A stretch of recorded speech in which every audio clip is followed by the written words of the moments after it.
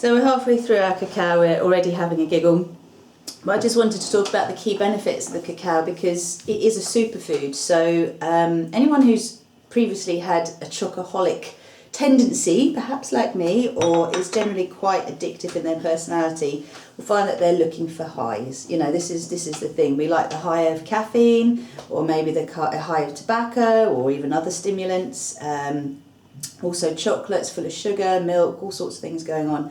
But what I've found in my personal journey is that taking this sort of chocolate, so raw cacao, which is a superfood, and basically what it does is it's full of minerals, it's full of trace minerals, it's full of antioxidants, and therefore it's a very rich food. So I've just found that as a result of drinking it on a daily basis, and we're talking 15-20 grams a day, that's more or less what I drink. Sometimes I might have a little bit more in the evening, but that's really the result of having a long day and finding that this is my preferred stimulant, if you like, rather than having a cup of coffee or rather than having a Lucozade or anything else to sort of lift me up.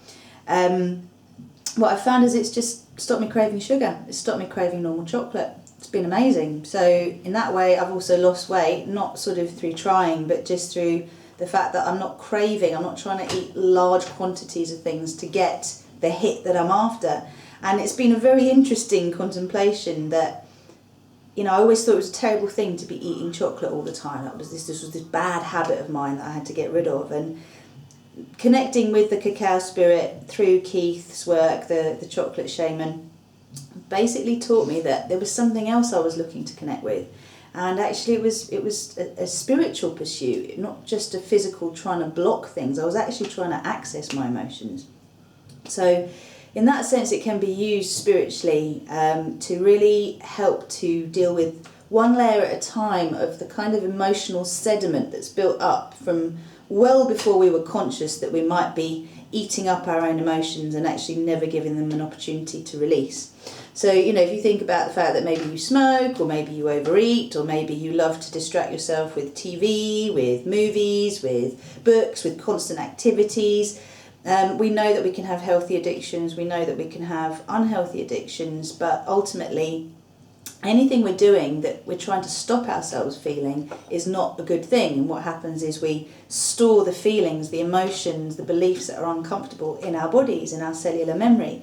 And then it comes to the point it's almost like the bin is full and we've got to clear it. And if we don't, our body starts to get unwell. And this is so many people's story. This is how people like Louise Hay created these amazing books, You Can Heal Your Life, and just looking at your body and understanding that when you have a physical ailment, there's usually an emotional and a spiritual connection to it as well. My work in birth, my work with fertility and with babies has really taught me that, you know, very early on in our lives, we're taking on the beliefs and the emotions of other people without actually considering whether they're our own beliefs. And up until the age of 7, we're just constantly sponging everything that's coming in. We're just taking in our mother's view of the world because we grow in our mother's womb. We're taking in our cultural norms, our societal norms. We're taking in what our family says is and isn't correct.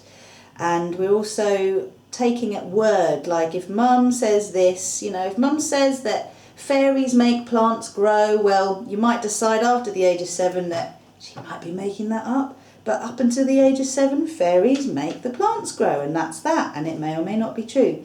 So what I'm getting to is really that we have an opportunity through working with the cacao, if you want to actually look a little deeper into yourself and to start to clear the emotional sediment, that's the way I like to look at it, that isn't yours. You know, it's all the stuff you've taken on that you stored for other people that isn't yours.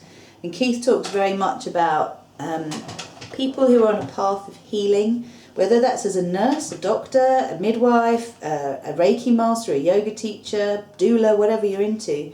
You know, we often find that in our early lives we were emotional sponges for other people's unprocessed emotions. So he talks about us as empath angels, and you can read on his blog, ceremonialcacao.blogspot.com, all about empath angels and how, you know, we've all learned to take this stuff on, and really it's time for us now to let it go so that we can then help other people to do it with food for the shift. which is what this stuff is. We don't know how long it'll be around for, but it's a very nice and helpful way, a comforting way of being able to look at stuff without being in years of therapy or feeling like there's something wrong with you, just accepting that we've all had this same experience and now we're ready to start clearing the back of the cupboards.